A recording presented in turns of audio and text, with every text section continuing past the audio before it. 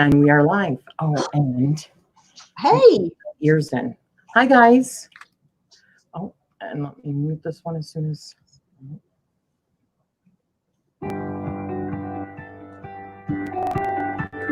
There we go.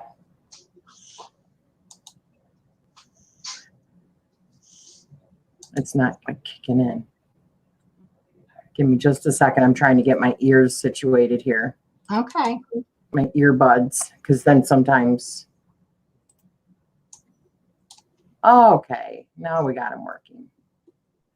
Perfect. We good? Yeah, we are good.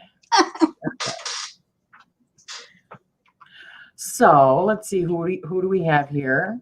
Hi, Courtney. And I know that she already took off because she forgot she had a live that she was doing herself. So. Uh-oh. Hi, Simon. Hi, Sandra. Hi, Cindy. Hi, Al. All right. Hey, you guys. Thanks for coming. So we are here with Jillie of Little Zen Crone. Oh, hi, Mandy. Hi, Kimberly. So we'll give it just, like a minute for people to roll in a little bit, and then we'll get started. Hey, you guys. It's really quick. Thanks, everybody, for being here. I so appreciate it. Oh, my goodness. Okay. So how is everyone doing today? How's everyone's weather? We were just talking about that. And I'm hurrying up and getting this really quick because it's open. Do it. So I'm just going to get started and ask you, so why Little Zen Crone? And I'm going to mute myself so that just in case solely. Okay. Well, I mean, it's kind of a short answer, actually, Rachele. So, I mean, honestly, Little Zen Crone, I had the channel as my name for the longest time.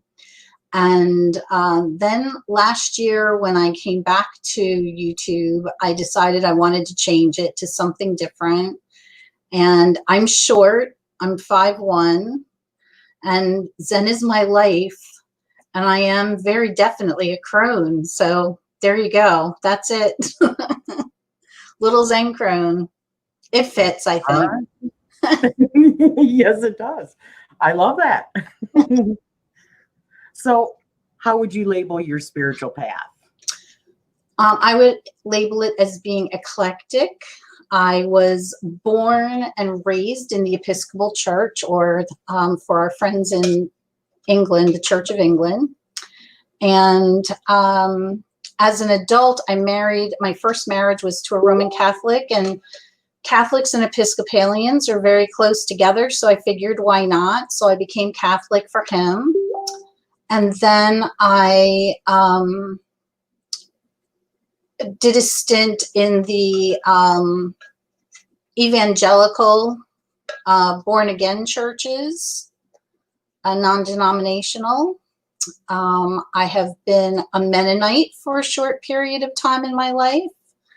And then I kind of did this dance around all the other Protestant religions, like Presbyterian, UCC, Baptist. My second husband is a Baptist, so we raised our kids in the American Baptist Church. And at the same time as that, I was also studying Zen. So Zen during the week, Baptist on Sunday. It was crazy. And then I just, we kind of all just fell away from the church. And here I am practicing Zen almost 20 years later. Wow. That is quite the story.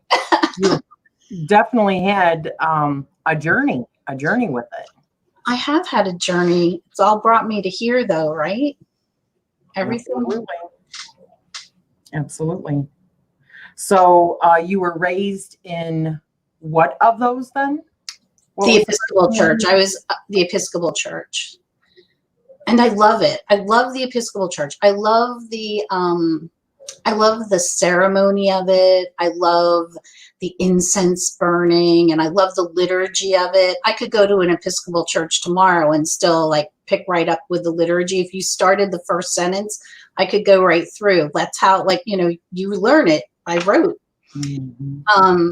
You know, it's just I cannot say, you know, the creed and believe it and mean it.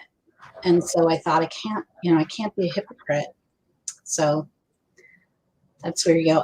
You can be, you know, it's interesting because you can be a Buddhist and be a Roman Catholic, or be a Buddhist and be an Episcopalian, or be a Buddhist and be a witch. But I find a lot of times, depending upon your dogma in your faith, it doesn't work the opposite way. Mm-hmm. Yeah. Isn't that interesting? Mm-hmm. Very interesting, right? Yep. So what about your family? Does your family support you? And I will say this, they don't roll their eyes as much at me anymore. You know, they don't go, yeah, this is the next best thing, next greatest thing she's doing. My mother's passed. My father's still around. He has asked a lot of questions. My kids support me in that they support that this is my thing. And Mr. Honey's always there for me, so that's good. So I would have to say largely, yes, my family does support me. Very good. Who else came in here? Let me see really quick. Oh. That usually happens to me. Sorry. I just call, for everybody who's out there in the chat, they all know that my kids usually call during a live. So I've called my kids and my husband and said, okay, 3 o'clock, this is it. Don't call me for an hour. That was my son.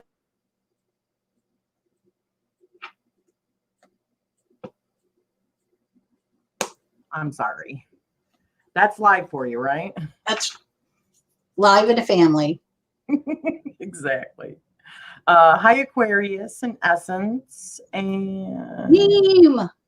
Shane, hi. Hey, Shane. Jack, hi. All right. I think we got everybody.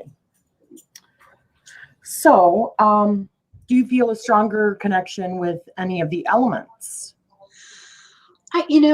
I read that question, Rachele, and I had to think about it for about 5 minutes or so. And I do. I feel the strongest connection with water and with air, with my being in my head.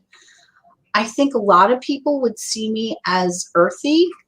I probably am more earthy now in my Cronage, but I do. I definitely identify with heart and head for sure. Okay. What do you identify with? Probably more earth than anything.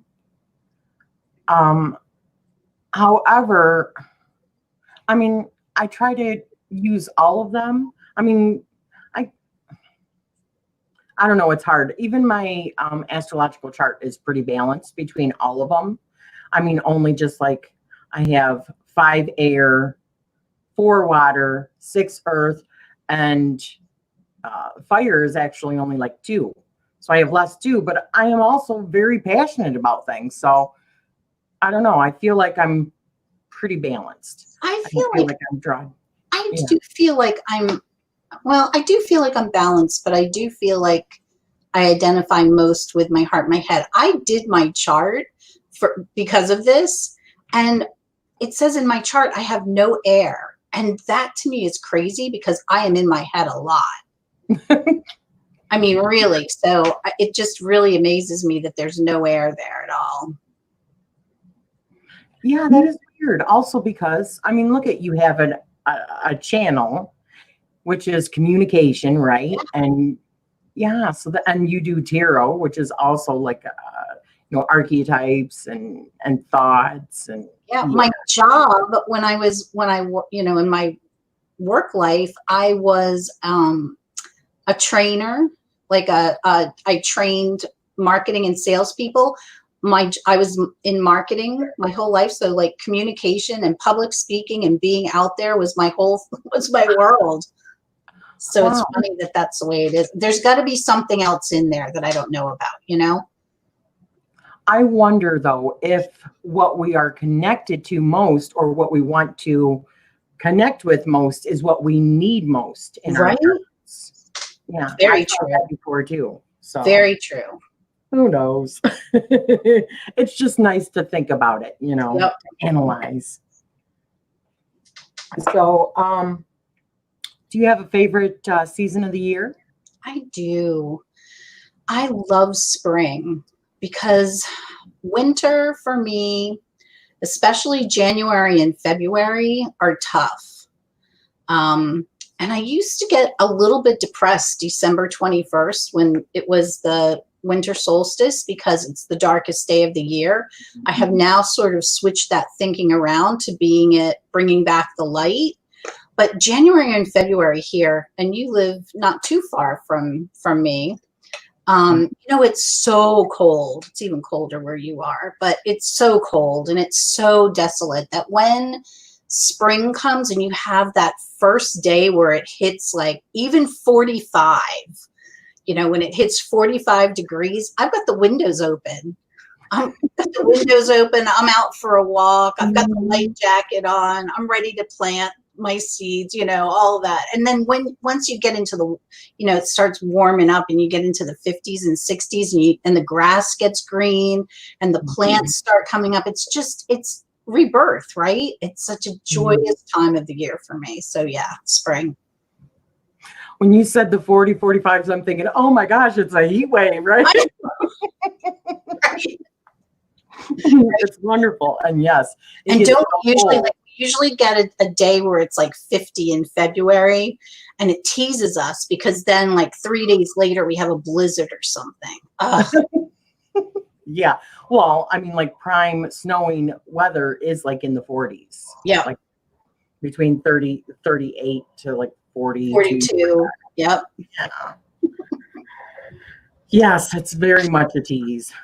And yes, just January and February are such difficult months. That's why I say, you know, like the vitamin D and getting out in the sun as much as you can, because people get so depleted and get depressed literally in, you know, those seasons because of the lack of the sun. I double up on it. I've often thought every year I have a couple of days, maybe a week where I think maybe I should get one of those lamps. And then I never do. But I'm telling you, the light is so important. I'll tell you one thing I do though. If it's a nice day out, if the sun is shining, it could be in the 30s. I will wrap up on a blanket and go sit on my porch to just be able to look at the sun. Problem is here in the wintertime, it just seems like it's so much cloud cover. There's like hardly ever any sun that even comes out, even on the cold days. Yeah. Which is depressing. Yeah. So spring is it. Yeah. I love spring. The only thing I don't like about it would probably be my favorite if it wasn't for the muddy ground in the spring. Okay. That's the one thing. You walk and then you like slide a little bit because it's muddy, you know. Squish, in the house squish a little bit. Yeah. And slowly, oh my gosh, him outside, if it's rained that night or that morning, he doesn't even like to go into the yard. I mean, he's like such a baby. Aww. To go to the bathroom. It's terrible. So, and this is kind of a silly question, but do you use divination? And if so, what kinds do you use or what are your favorites? Well, Rachele, yes. In fact, I do use divination. Yeah, I'm a tarot girl, big time. I started with tarot over my depression, as a matter of fact, as a way to kind of maybe learn to see more clearly, answer questions about myself, do some shadow work, and I've just never stopped. So I use tarot and oracle primarily. Although Mr. Honey did get me a set of runes for Christmas, and I haven't done very much with them yet at all, but I'd like to. Did you know about the study group? No. Facebook? No. It just started, actually. It's Lisa from Supportive Tarot and John Michelle from Boho. Yeah, they're doing the, it's a Facebook group called, I think it's the Boho Rune Study Group. It just started. Interesting. Yeah, so Very if you're thinking about it, go check it out. I think there's like already like 500 people in it. Wow. That are doing this study. Wow. That's really cool. Yeah. So what is your sun sign? My sun sign is Sagittarius. Oh, okay. No, wait a minute. Sagittarius. Wait a minute. Oh yeah, that's not my rising. My sun sign is my sun sign and my birth sign happen to be the same, and it's Sagittarius. Oh, you are fiery. I am. I love it. My daughter is Sagittarius, and then she's got Aries.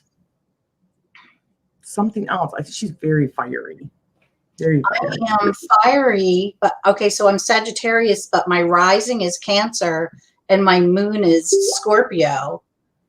So I've got all this water going on with the fire, which I think balances it. Yeah, it does. It does. Do you feel like you're kind of psychic or really, really intuitive? Yes. Yeah, I am. Yeah. I really am. As a matter of fact, I've had a couple people, a couple of people that I trust as psychics tell me that, two different people actually said to me, "You're a medium, you know." And I said, "Oh." And they said, "You know, you really should develop that." And I have not. I have had experiences with that kind of thing. And I am very intuitive, and I would say that I'm psychic. Not, you know, I'm not the Long Island medium or anything, but there's lots of different ways to be psychic, though. Right? And intuition, you know, I in my Cronage really have just learned to trust my gut, trust my intuition. Right on. And you'll start hearing it more once you start trusting it. That's the whole thing. True.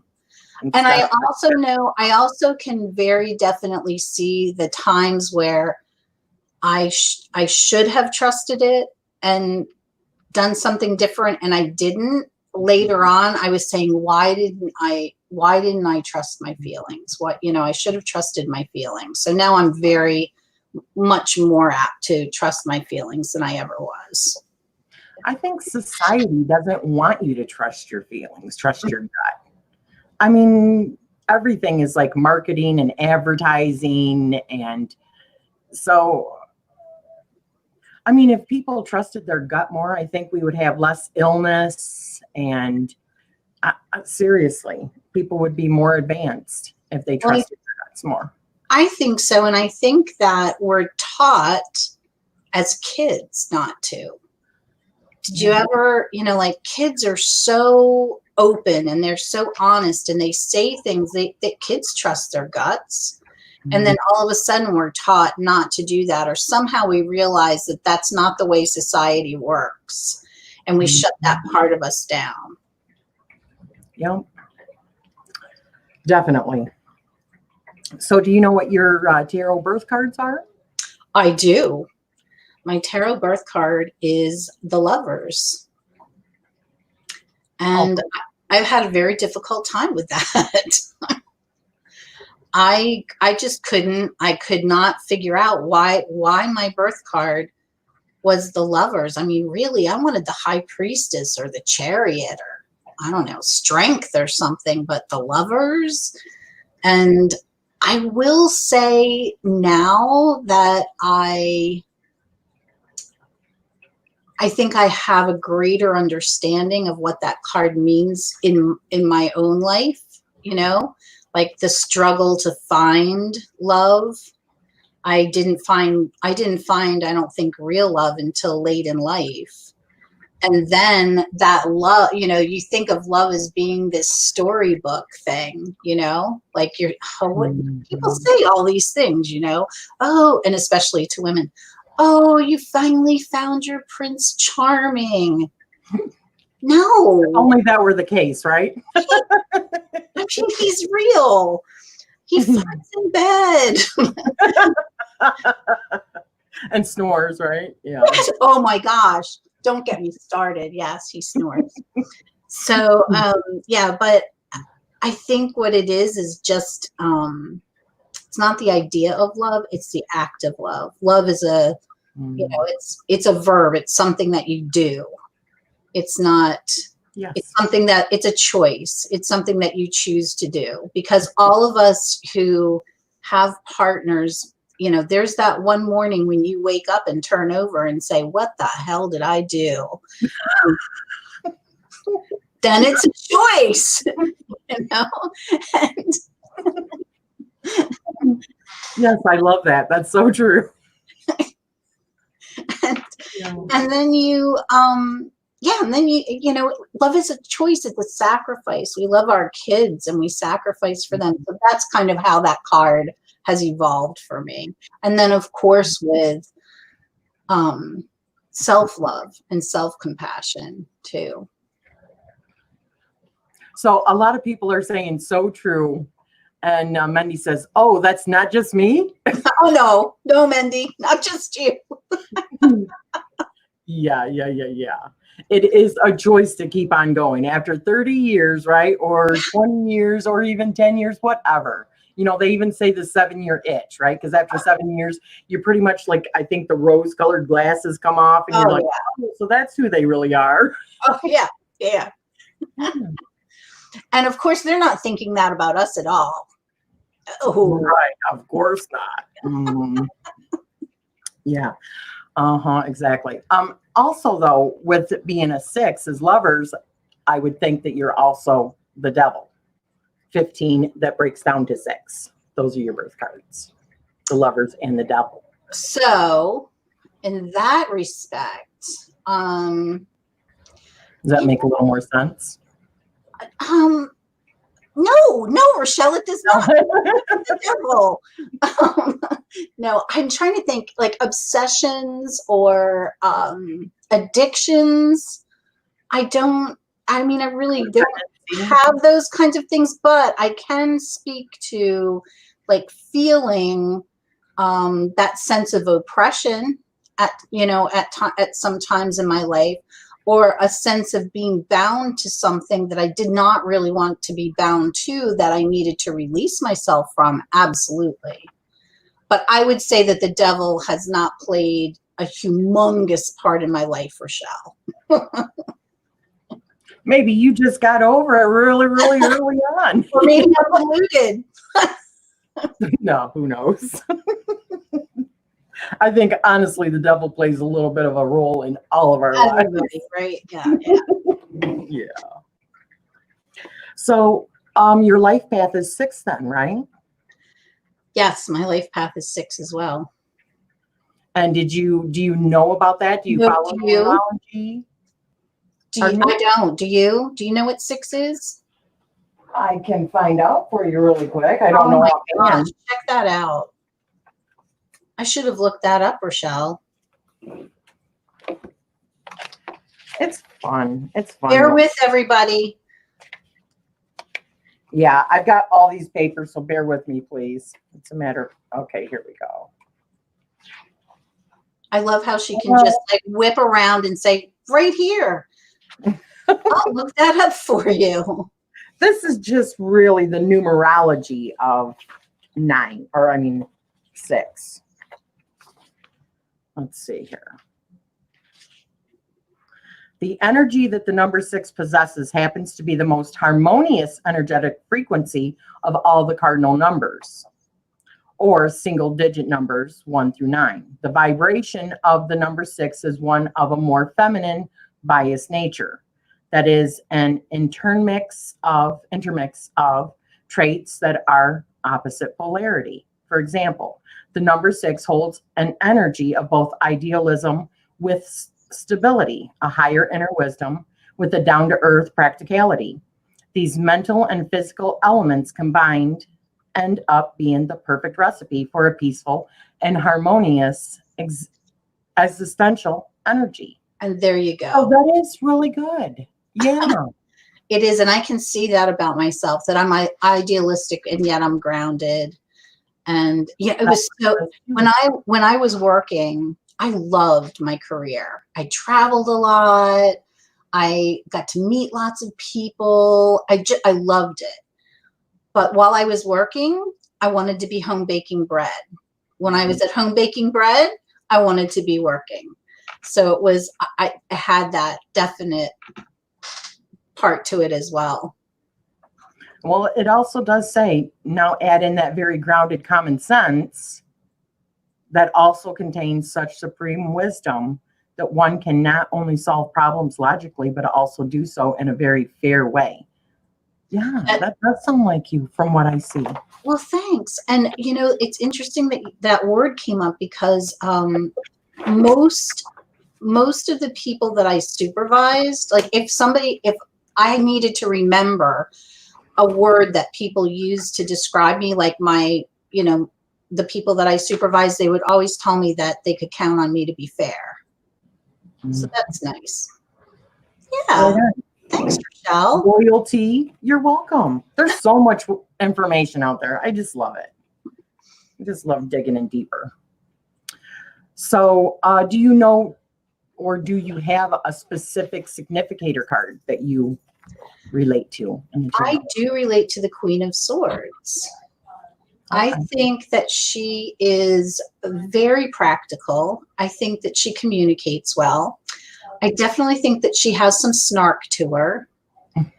I think that she, in all of her pictures, especially in the Waite Smith, you know, she's got her hand out that she's open, but she's protecting her heart because, you know, mama didn't make no fool. So, I mean, you know, you get hurt a few times and you learn to protect yourself, right?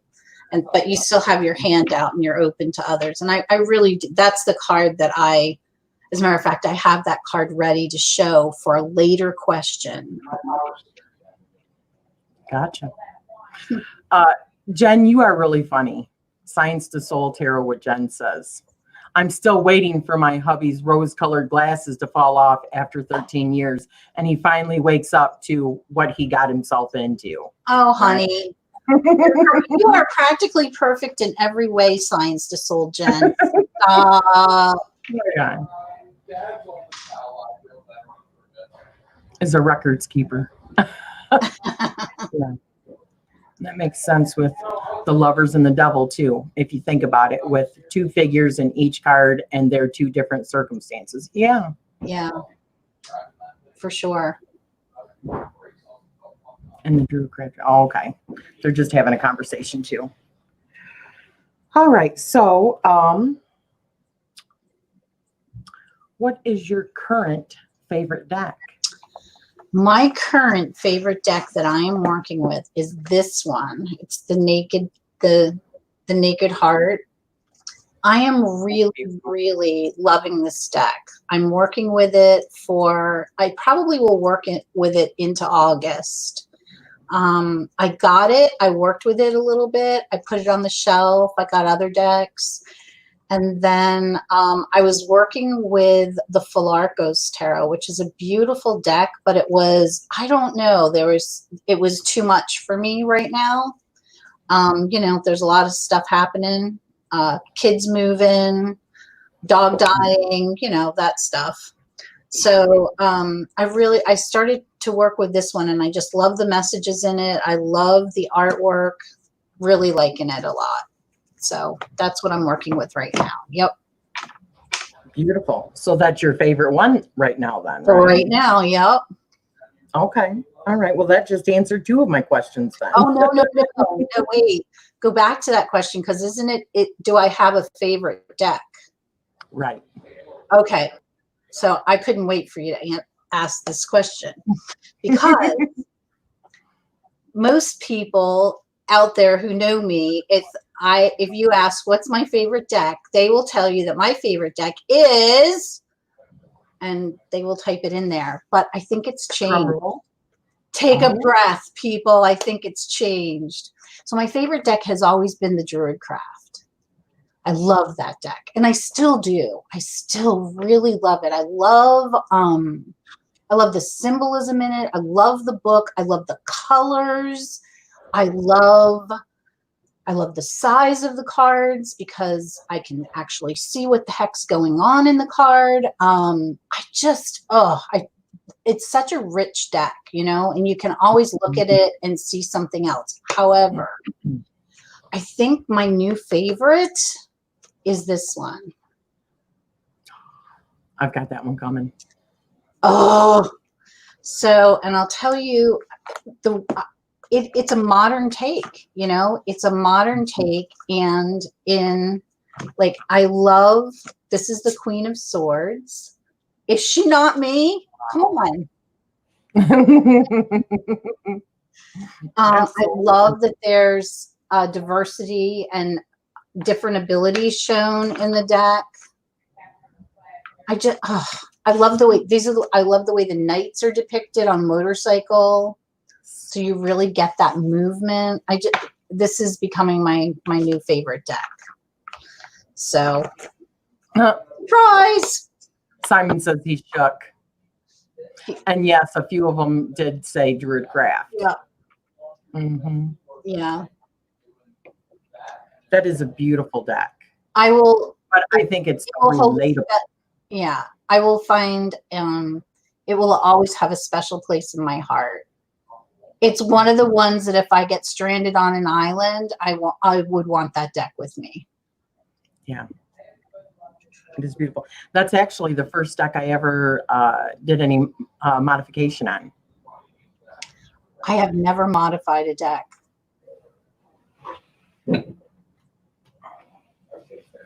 What did you do? I cut off all the edges. Okay. I think they look great. My fingers are so short and stubby that I need something. Mine are too. Yeah. High five. Yeah. And you know, so I don't modify decks because of my visual issues. So our lovely Elle volunteered to modify the Druidcraft for me.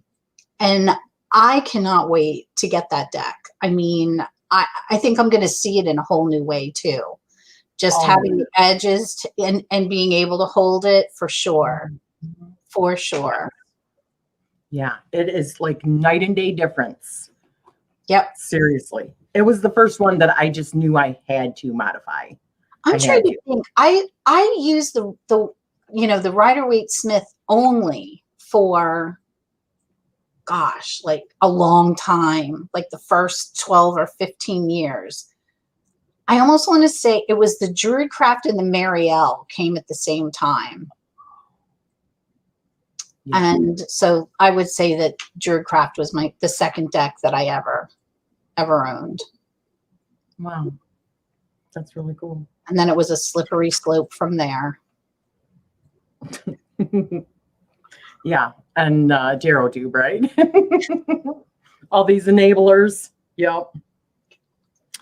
So, would you consider yourself a collector? And if so, how many decks do you have?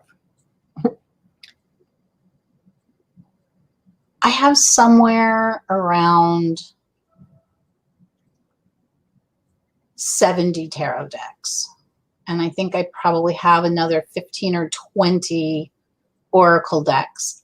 I am no Simon Harrison. I'm not Moon Baby. I'm not that kind of collector, you know? But when I see it and I like it, and I seem to go in spurts too. Like right now, I know I've got 4 that are coming in the late summer to early fall. And then I might not buy another deck for, 2 or 3 months and then go on another buying spurt. But on the whole, I I buy what I like, so I don't collect just for the sake of collection, but I'm careful about what I buy too. I have decks that I buy because I want to hand them down to my girls. So in that way, I try to buy decks that I think are going to appreciate in value, but I also want to like them.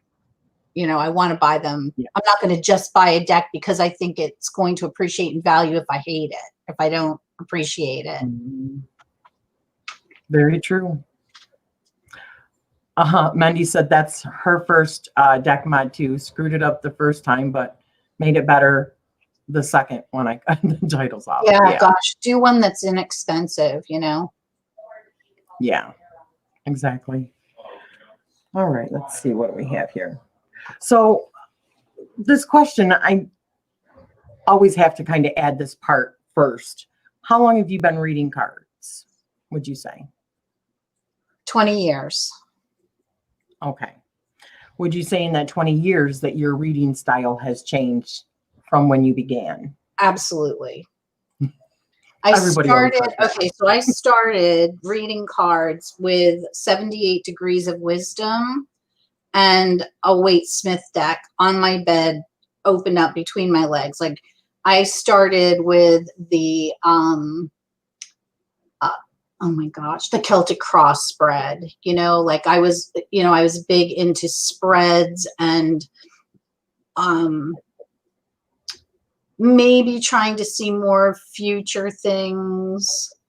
You know, how is it going to turn out? Am I going to be depressed forever? You know, that kind of stuff. And now I just kind of throw cards out. I do like to do spreads every once in a while, but when I'm reading for myself, I've got the question in my head and I sort of throw the cards out and then read the story. Okay. That makes sense? Yeah. Did you start off with trying to learn all the meanings though first and then on to like intuition? Oh my gosh. Yes. And I thought I would never, ever learn the cards. Never learn the cards. I would go to sleep at night and I would be thinking, I would go through like the major arcana in order and see how far I got before I would forget, or and see how far I could get in like the cup suit. Like what does the 5 of Cups look like in my head? I'd think, what does that card look like, you know?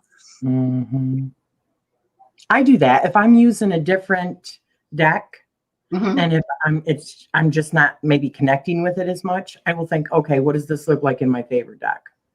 Oh, okay. Then I can like go in with intuition after looking at the picture. But for me, it's definitely meanings. But I'm very new. You know, I'm still under 2 years as a reader. So really, Rachele, I would never have guessed that. I thought you've been reading forever. No. But you know, I dive in deep. I mean, when I do something, it consumes everything. So I mean, I learn faster and I'm harder on myself than anybody could ever be on me. So I'm just like at it constantly. And I'll take courses and I'll read books and I'll do just tons of stuff. So yeah, I learned pretty quickly. So let's see. Do you have any daily rituals that you do? I do. I meditate every day. Generally twice a day, but at least once a day for 20 minutes. I have a daily practice. Now this waxes and wanes too, but I happen to be in a waxing period, so I'm doing more of it.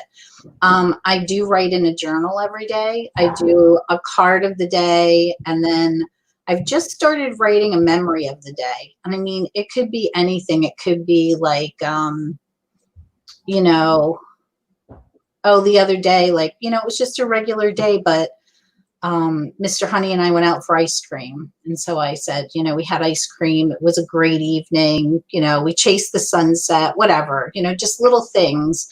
And then I work with an intention for the day based on Buddhist principle. or precepts. And so I kind of write in the beginning of the day what my intention is going to be. And then I sort of look at that in the evening and think, okay, so how did you do with that? So That's those really are my rituals. okay. Very much being very mindful about everything that you do. Yeah. I try to be. I'm human, but I try to be. Yeah, I like that. So, do you remember your dreams, or do you do dream work?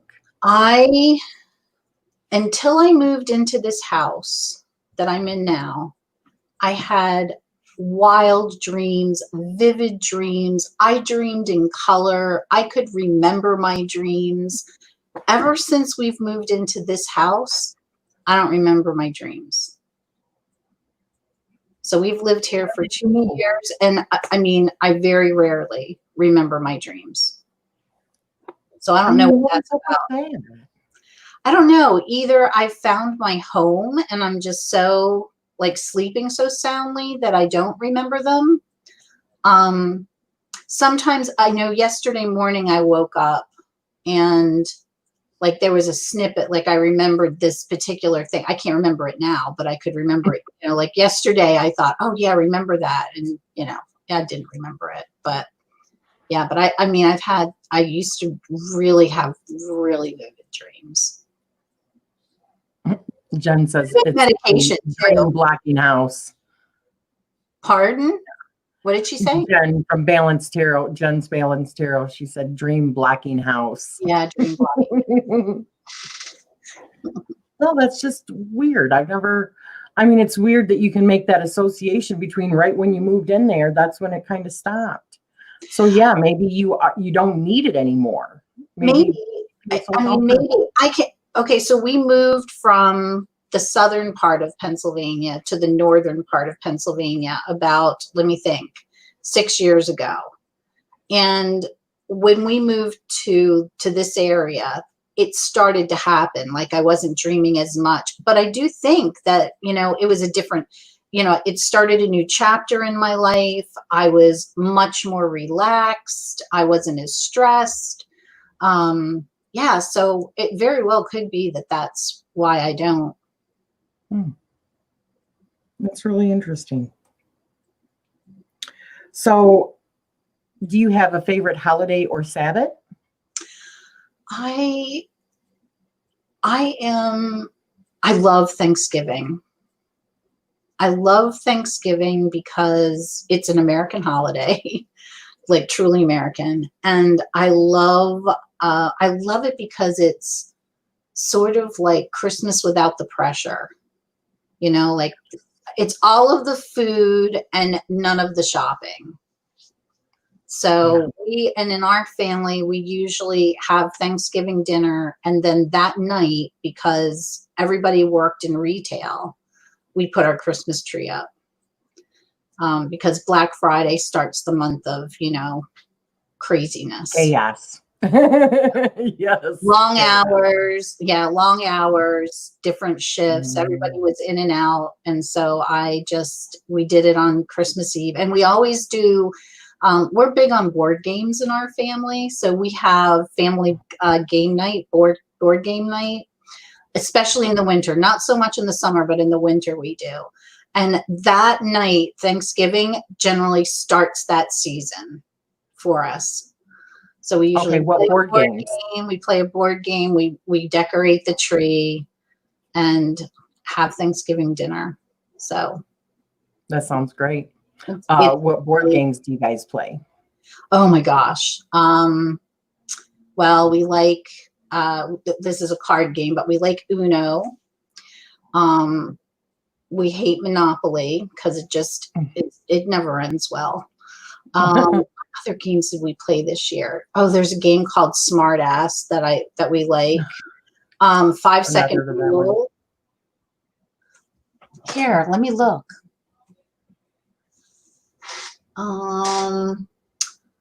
Okay, so there's this game called Farkle. I know it as the dice game. Did you ever play the dice game where you have to shake and you get 500 to get in and then you keep shaking until you roll out? Okay, No, so it's called we played Farkle. Yahtzee. Oh, Yahtzee. Yep, we like Yahtzee. So yeah, games like that. Very cool. Very cool. And yeah, Mendy said that another Thanksgiving lover, because that was her favorite. That is her favorite. And she also said Monopoly was made by the devil. It never ends. Never ends. Never ends, and it never ends well. Come here. Oh my goodness gracious. Cindy, she said she actually cross-stitched a full-size Monopoly board. Wow. That's incredible. Wow, that needs to have some kind of an award. That's what I'm saying. So, do you work with crystals? If so, what are your favorites? I have some right here. I don't know that I don't like work with them. I don't think. I just know what I like, and I guess there was a reason for it. One of the reasons, the whole sleep thing and dreams, I used to have a lot of trouble sleeping. Like I was an insomniac for years. So that, but I sometimes will go through a spurt of not being able to go to sleep at night. But so sodalite is supposed to help you is supposed to be very calming. And so I'll sleep with a piece of sodalite. I have a few of them underneath my pillow or something, or hold on to it. And this one I have on my altar. It's just supposed to really absorb bad juju. It's all supposed to be good. Somebody told me this is supposed to be what we all have near our computers, our TVs, and put in our pockets during Mercury retrograde. Because it's supposed to help with, I guess, the messing up of all the communication things. Kind of makes sense too, because it's very much, about your throat chakra, the blue, which is communication, and Mercury is communication. Yeah. Okay, so the other thing that I love is I love petrified wood. And this is a petrified wood heart that I scored, which is beautiful. And that's really supposed to be a lot about ancestor work, I think. And I feel that with this, for sure. And that's, it's okay. It's not real. It's in the screen. He's looking up at me like, what is that? And then when I meditate or when I'm working with self-compassion or loving kindness, I love this piece of rose quartz that I received from the wonderful Sandra from the Whispering Well. And, do you work with crystals? You do, right? Oh, yes. Okay. Yeah. So then you get the feels, right? When you feel it. Now, I buy my crystals from a lady in Virginia. And people told me, oh, it's going to be really hard for you to tell, you may not be able to connect with them. This lady, she would put the crystals down like on a cloth, and I could tell right away. Like I might have within, if she was showing me tiger's eye, I could pick out 3 or 4 right away, and then she'd clear the rest away except for those. And then I'd be able to pick. You just know. Mm-hmm. You know which one is supposed to come home with you. And then all of them.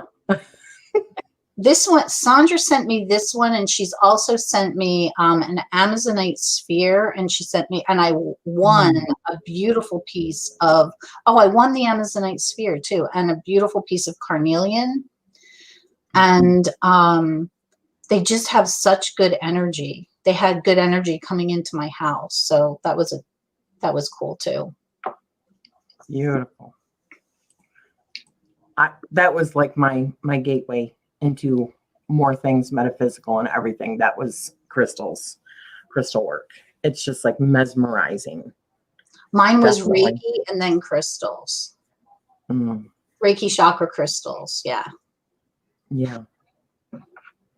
So do you have any special skills or hobbies that you would like to tell us about? Oh, I have so many skills.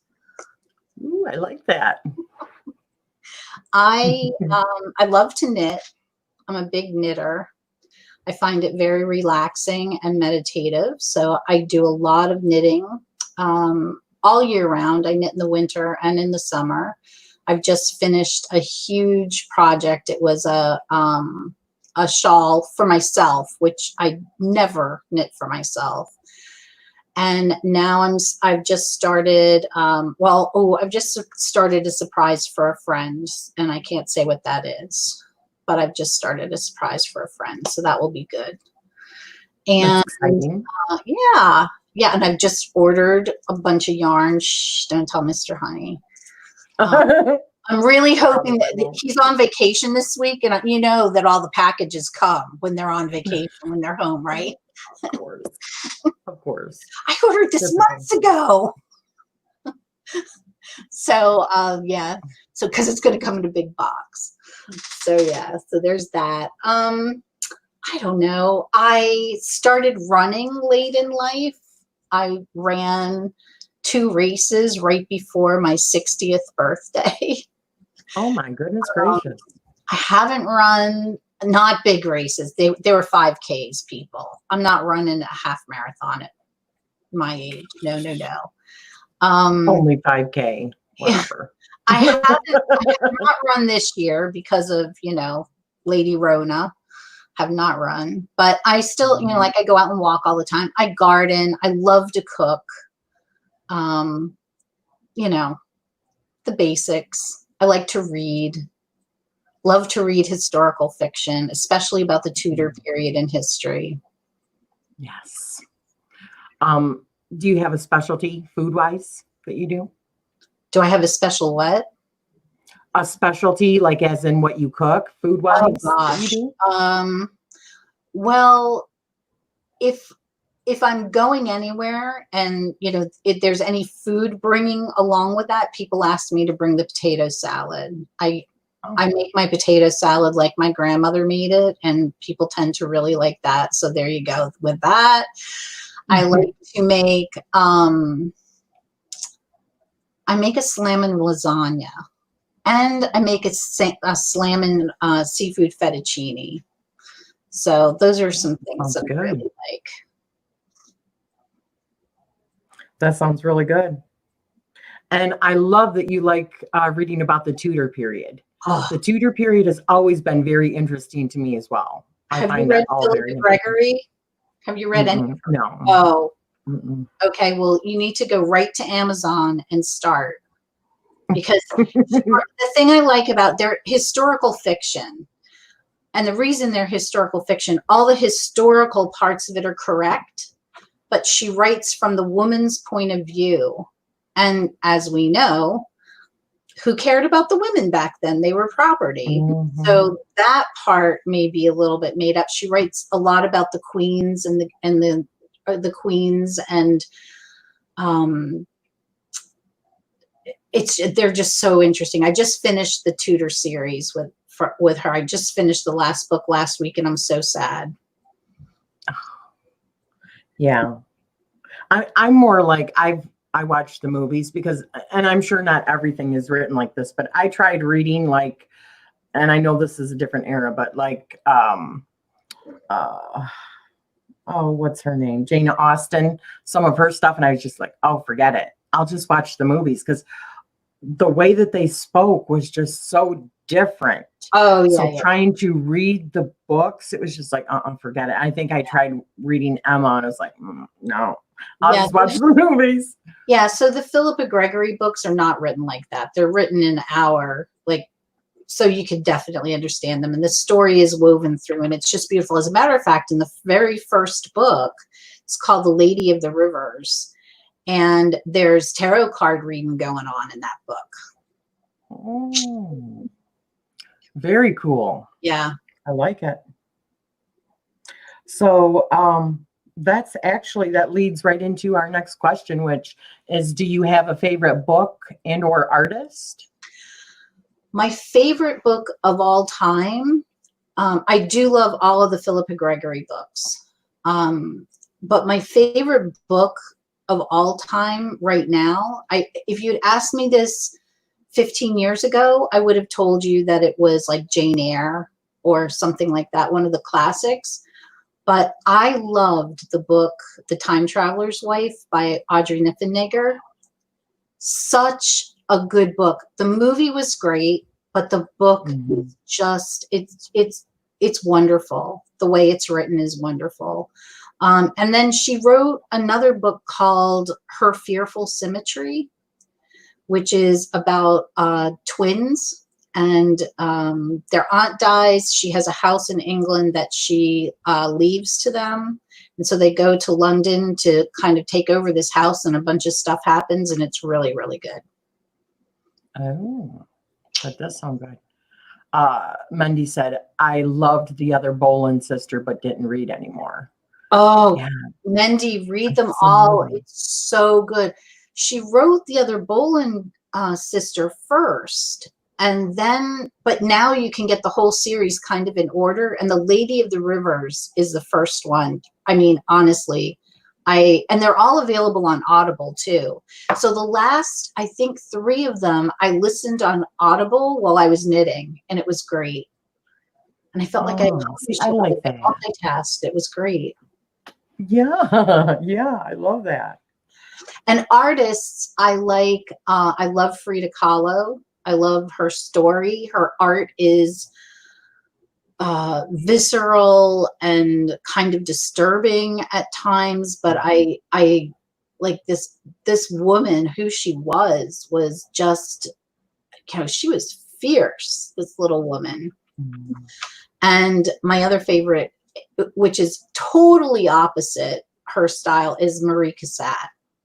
She was an impressionist painting in the 1800s, and she painted a lot of pictures of mothers with children. Oh, okay.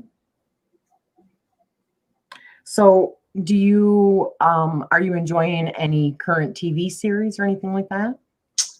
I really am looking for a really good TV series to watch. I feel like I've watched so many good ones. Recently we just finished Poldark, which was a PBS series. And it's a historical fiction. And we really, really enjoyed that. So that was the last like real history. Now we're going back. We're rewatching Doc Martin just for like something light, because the news is so bleh. So we watch Doc Martin every day, every night. I'm not sure I know which one Doc Martin is. Doc Martin, you can get it on Prime.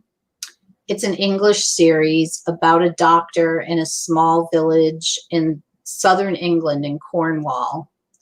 And he's just a very different kind of doctor. So you have to if I tell you about him, he comes off as being very abrupt and very rude, but he's hysterical. And then you kind of figure out what the deal is with him and how he grows through the series. It's about these this little tiny town. So the same characters pop up every week, and they have, the same, it's just very light, and it's a lovely What time period is this? Current time period. Oh, okay. Yeah, that's a current time period. Very cool. Yeah. That kind of sounds like House. How House is just like really cocky, but he's like brilliant. Yeah. You know what I'm talking about? Yeah. Yep. So do you have a favorite witch movie or series? I do not. I don't like scary things. Okay. I don't like psychological thrillers. If I had to go witchy or anything in that realm, one of my favorite movies was The Sixth Sense with Bruce Willis. Oh, that was so good. That was so good. And you didn't know until the end. Mm-hmm. I mean, I kind of had an inkling, but not to that degree. Oh, it was it was so good. Definitely a surprise, because you kept thinking, is that what this is? No, it can't be. And then in the end, you find out. So that was one of them. But I'm not like an Amityville Horror. And what was the one that was just on? The one that was just on Netflix that everybody was talking about. It's Sabrina. What? Sabrina. No. Or The Witcher. No, it was about a house. It's something about a house. Oh. The Haunting of Hill House? Yes, that one. Yeah. Haven't watched it. That was really good. I know, everybody keeps telling me that. Yeah. But see, for me, it's hard for me to watch that stuff like right before I go to bed. Okay. I have to watch it like if I'm going to watch anything horror, which I'm not huge on horror, but I like mysteries and paranormal stuff. I see those as two different kind of things. But so if I watch it like in the morning, and if it's like something really scary, watch it in the morning, then watch a couple of comedies after that. Yeah. I'm usually okay. Here's a dichotomy with me. I don't like scary movies, but I will watch and listen to podcasts about true crime. That's much scarier to me. It's real, right? But I don't know why. I will watch true crime dramas. Yeah. Sandra said The Haunting of Hill House was fabulous. Yeah. My grandmother raised me on horror. I'm an expert, LOL. I watch it falling asleep and a big horror nerd. Who said that? Courtney, Erie's Witchcraft said that. Oh my God. No, that's craziness. If I've actually fallen asleep with that kind of stuff on the TV, and my dreams are just not good. Let's put it that way. Last night I fell asleep listening to a podcast called Uncover. And it was about it's the season I'm listening to is about a guy who was accused of murder, and he didn't do it, and he was later exonerated, but it's trying to find out who actually did it. So that's how I fell asleep last night. I don't know why I don't dream. Yeah, really? Self-preservation is why you don't remember your dreams. So, do you prefer coffee or tea? I like both. I prefer coffee in the morning. My aunt was a person who, when she woke up in the morning, she had to have a cup of tea first, and then she drank coffee. But no, I have to have coffee in the morning, but then I like to drink tea. In the summertime, I know it's blasphemous to my English friends, but I drink a lot of iced tea with mint and lemon. And then in the winter time, I drink a lot of hot tea, and I have a whole cupboard filled with just tea. Oh, yeah. She said, I actually laugh a lot at it, except Emily Rose. And that one gave me a bit of, yeah. Did you ever see that? The Exorcism of Emily Rose? Oh, Me? My gosh. No. Yeah. Yeah, and Pet Cemetery, yeah, that was scary too. Yeah. No, okay, so who wrote Pet Cemetery? Wasn't it Stephen King? Yeah, okay, so Stephen King novels. I have read some, but not that one. Not the ones like that. I've read Dolores Claiborne, The Stand, the ones that are, I don't know, they're more like, I didn't read Misery. Like, I don't want to read about somebody breaking somebody's legs because they don't want them to leave. No. Oh my gosh, that scene, it gets me every time. I mean, just the thought of it. Yeah. And it's funny because if you ever watch Lisa over at Supportive Tarot, her and Peggy, she's like, don't make me get the bricks and stuff like that. I'm like, oh my God. That's funny. But I mean, just the thought of that scene just gets me. So is there a time period other than now that you feel drawn to? I feel drawn to probably medieval because it's the time period of the Waite Smith deck.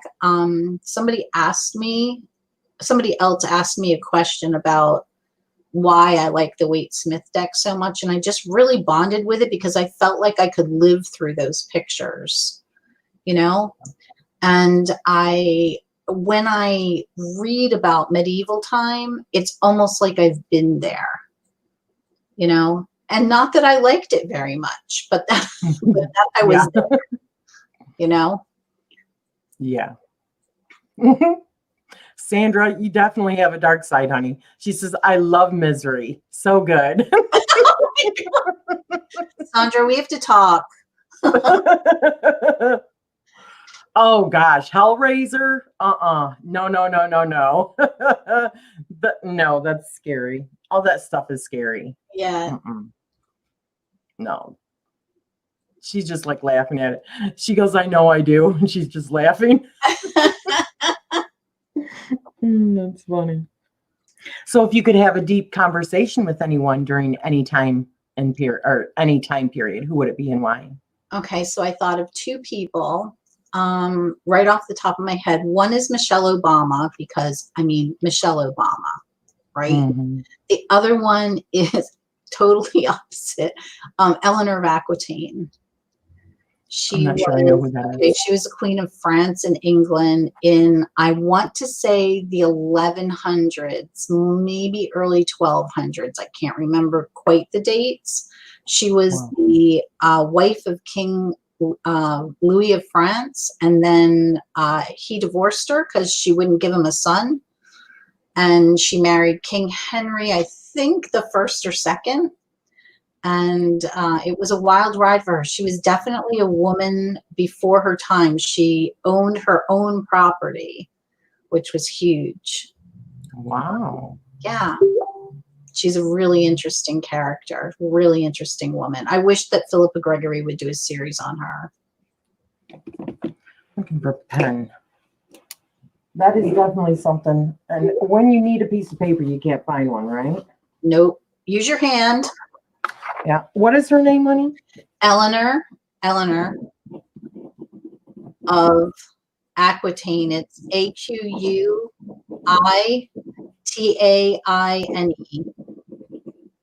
Thank you. You're I welcome. want to research her. She sounds fascinating. She's really fascinating. So if you could go to any event in history, what would it be and why? You know, I would love to have been at the first World's Fair. Oh, wow. Remember, I don't know, see, you're younger than I am, but I still remember the World's Fairs. Like, they ended in the 60s, maybe? Sometime in the 60s? I remember we went to Expo 67. That was an expo, not a World's Fair, and it was in Montreal. But, yeah, I would have loved to have gone to the first World's Fair. That was like huge, right? Oh my gosh, yeah. It was huge just to see it. Yeah. That's really cool. When did that start? Did it start in the 20s, 30s? No, I think it started in the 1800s. Oh, really? Yeah. Oh, okay. Like, so that's when the first Ferris wheel came out? 1800s. Somebody in the chat, give that a goog. First World's Fair. I should know. I think it's the late 1800s. Oh my gosh. Mendy says, I've been to that hotel in Colorado, but have never seen the movie. You're talking about The Shining, right? Oh. Yeah. Oh my goodness gracious. Have never seen it. Oh. It horrifies me. Just Jack Nicholson's face. That horrifies me. It's the two little girls that get me. Okay. The two little girls. What the heck? I put it on Do Not Disturb and I have the volume all the way down and it still comes through. What the heck? It was, the two little girls. That's what freaked me out. The two little dead girls and the little boy riding on his bike. I didn't know about that till you told me, Rachele. I didn't know about that. I'm sorry. Yeah. Oh my gosh. So do you have a website? I do not have a website. I used to, but I don't anymore. I have a Facebook group. and it's called Life Without Walls. You can find me there or on Facebook. And it's down below in the description. Thank you. You're welcome. Do you do readings for other people? A place for people to find you to do readings for them? You can find me there or on my Facebook, my YouTube channel. I do readings for other people. I used to do them a lot more than I do them now, but I do still read for people. Okay. All right. And how long have you had your YouTube channel? Simon, how long have we had our YouTube channels? He and me and Jennifer Ball's Spiritual Garage, or now Witch House, we all started at the same time. Was it 3 years ago or 4 years ago? 3 years ago, I think. Crystal Palace, Hyde Park in 1851 was the first World's Fair. Yeah, that sounds right. And I think it's been 3 years. He said it's 3.5 years, Duck. Okay. Thanks, Duck. Thanks, friend. Kimberly said, I went to the Expo 74 World's Fair in Spokane, Washington. Oh my gosh, yeah. Okay, That's so really 1974. Cool. So they were still having them into the 70s then. Okay. You know, where I grew up in Hillsdale, Michigan, there was a fair every year. A big fair with Ferris wheel, everything. Oh yeah, we have them all. We have them every year. Well, I live very close to Bloomsburg, Pennsylvania, and Bloomsburg has, I think it's called the largest agricultural fair. It's either on the East Coast or the Mid-Atlantic. It's huge. There's all kinds of stuff like that, but it's not like a World's Fair. They have different exhibits from all the different countries. Yeah. So you go into these really cool. These places, and it's wonderful.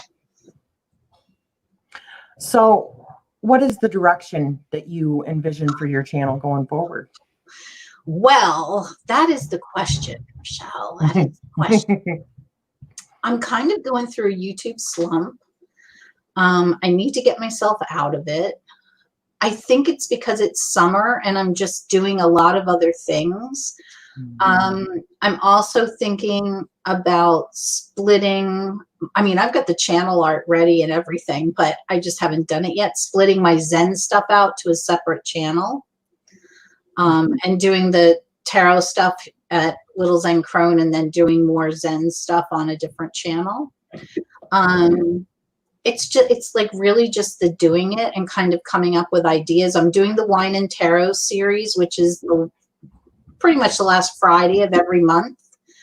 And yeah, so I don't know, like I'm not good at like sitting down and doing something weekly. I kind of go in spurts. Like I'll record like 4 videos in one day and then maybe not anything for the rest of the month. I'd like to be able to get more disciplined and say, okay, on Mondays, I'm going to film, and I'm going to film like 4 videos and then get them out. It's having the ideas for the videos too. So I will say that I did watch this video here about probably a week and a half, 2 weeks ago. And it was a lady that had gone through a slump, and she was talking about how she helped bring her channel back and her own, like, because she was having problems with a lot of that. So she had suggested, what is it? It's called Trello, Trello. And it's like a board that you can use where you can use it for anything, but it's like a to-do list kind of thing. Then you can make a to-do list, and then it's a doing list, and then it's a done list. And she had said, use that, which I started using it. You put down like ideas of what you want to do, and then you can click on them, and it pulls up like a whole big thing where you can start putting all your ideas in it. And when it's done, you can move it over into the done or doing it. And as you know, and it helps you to stay more organized. But she said one thing that you want to do is just start thinking about ideas. Just start putting those ideas down, because I think about ideas all the time and I don't write it down. And then I'm like, oh, well, what was that again? Me too. I'll think about a great idea in the car and I'm like, oh. It's like, where's that piece of paper, and the pen never works. And all I find are dust balls and, lint covered lifesavers in my purse. So yeah, I need to start writing things down. And with this, it's just a little idea, and it's just called Trello, just a little idea. And then when you click on it, it pulls up this whole big worksheet that you can work through. You can print them off, everything. You don't have to use Word or anything like that on your computer. If you think about it, really put a link to that in the description box. Oh, I can do that really quick. But yeah, that's a good idea. And then it's just, it's just the doing it. Okay. Let's see.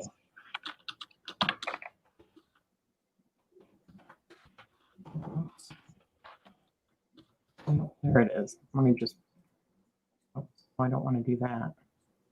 I don't want to put my actual board on there. Yeah, it's just Trello.com. Okay.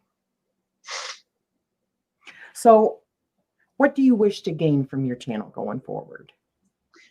What do I wish to gain from my channel? Yeah, what is it that you wish to the first thing that came to my mind is nothing. Like what I came to YouTube for, I think, was just to have fun. Just to have fun with tarot. And I'll tell you, the thing that I have gained that I didn't think I didn't plan on gaining was this wonderful group of real life friends, people that I talk to. Many of the people in the chat I actually talk to on a daily, weekly basis and have established relationships with, and they're like family. And that I never expected to happen. Mm-hmm. But it's been wonderful. That's pretty much the number one thing that everyone says is just what do I wish to gain is just the community. I mean, that's the big thing, because, for me, I can tell you it becomes monotonous sometimes putting out content and feeling like I have to, right? Yeah. But at the same time, the offshoot of that is I feel like this community is like home to me. Mm-hmm. So, I mean, what's the offshoot? There's just taking a break sometimes, but for all the let me say rough spots that we sometimes have in the community that we have to navigate through and get over, I think that our community really does stand up for each other and stand together in moments. We're very protective of one another. We're very, I think we're open. So yeah. We're just growing together, right? That's right. Growing together at different paces, but we're all growing together for sure. Absolutely. Well, this is normally the spot where I open it up to other people to ask you questions, if that's okay with you. That is fine with me. All right. Let her have it, guys. Oh boy. They're like, all right, game on. No. I'm exactly the same, Jillie. I never thought I'd find family from this whole YouTube thing. That's what Elle said. Absolutely. Yeah. I certainly stood by me for the thick and thin. Did you, Elle? It's not just my videos. I often don't shut up in real life either. That's from Jen. So Courtney asks, what path are you on? Sorry if I missed it. Oh, no, that's okay. I'm a Zen Buddhist. I'm actually an ordained Zen Buddhist priest, Soto Zen priest. So that is my path. But I have this, I have this love of tarot and an oracle that will be with me forever. I always say, I think Simon asked me this question in his interview too. And I feel like both Zen and tarot saved me from when I was in a horrible place, you know, in the depths. And so they will be with me always. Right on. Sometimes putting out the content and coming up with things is what gives some of us a life purpose. Oh, absolutely. Oh my gosh, yeah.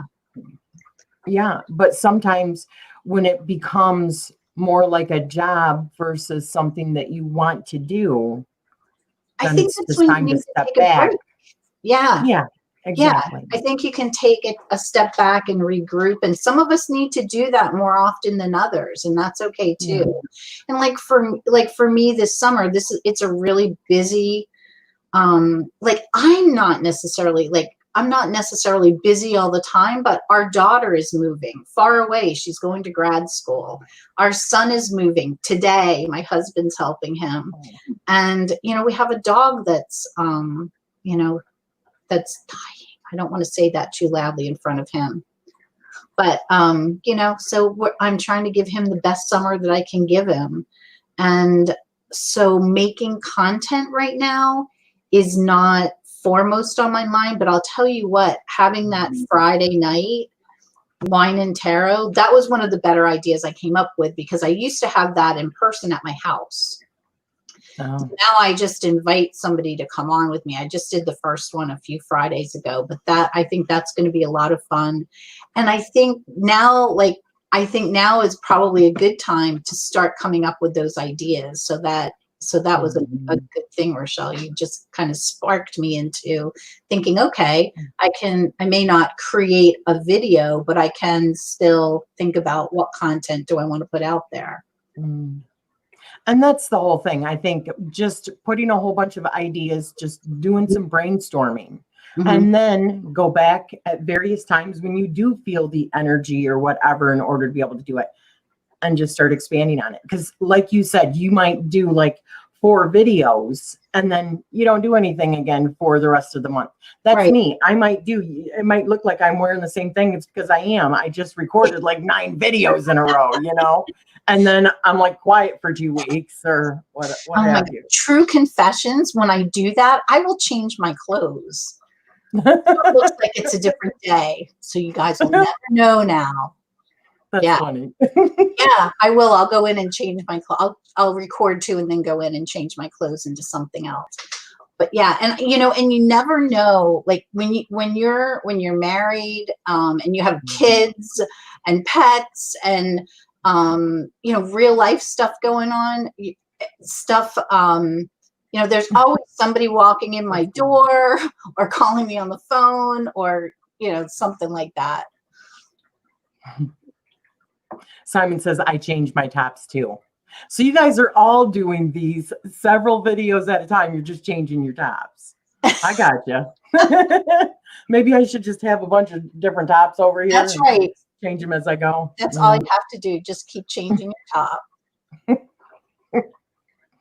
Yeah, I don't either. I'll just wear the same thing. And I'll even say, yeah, you know, I'm wearing the same thing. But I've actually had friends on here that they have had people attack them because they're always wearing the same thing. Like, what? My goodness. Do you not have anything better to do than worry about if someone's wearing the same damn shirt? The community gets a little picky. Like, come on, people. Well, I don't think that they were always normal members of the content community. Out, you know, I'm just glad when I can get a video out there. Yeah, that's what we need to do, is a video on confessions. Confessions from content creators. Oh, there you go. I'll start spilling all the beans. Yep. That's a new Friday night or Sunday night or whatever, right? Whatever. Sunday night confessions. Yeah. I wear the same stuff every day anyways. I think I own 1 million black singlet tops. That was Jen. That's funny. That makes me want to wear the exact same shirt for every single video, no matter when I record it. She started doing that. Who? I'm not going to say who.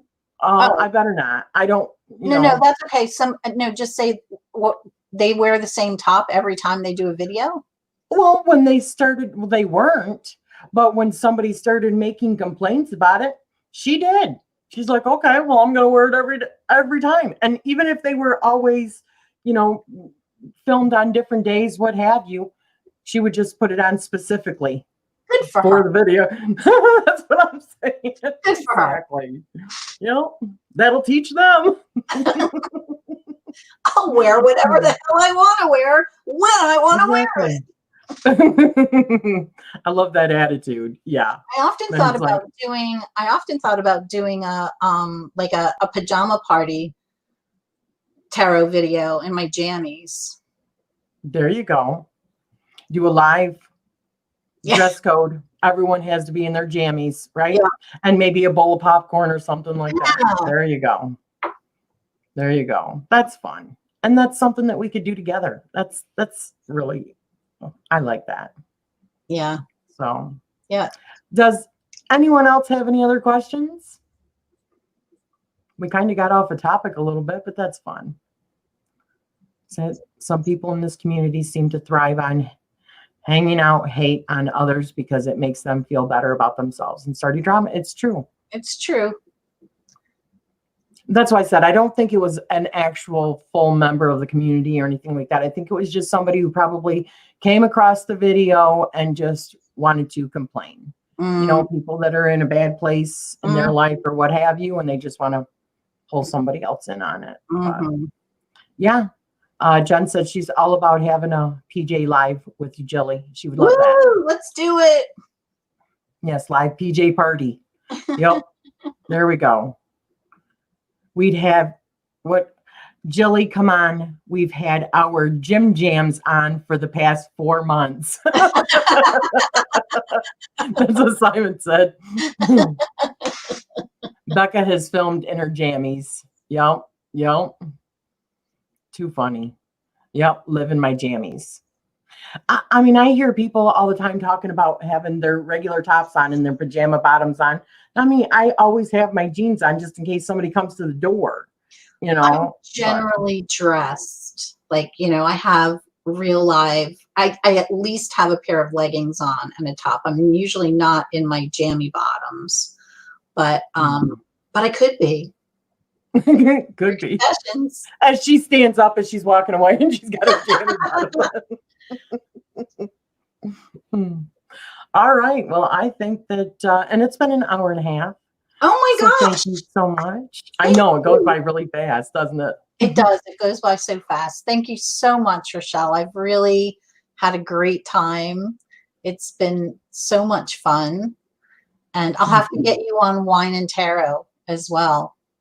So you name it. I'll be there. All right. You take care. Thank you, honey. Thank you, everybody, for being in here. I really appreciate it. You know what I'm going to say? Be kind to each other. And I love y'all much. Thank you so much, Rachele.